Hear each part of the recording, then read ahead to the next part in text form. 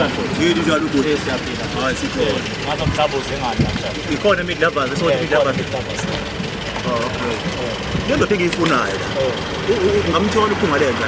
Uphunga lenza kukhona ngapha nje ungafakela ngapha. Baba wathi ngeke.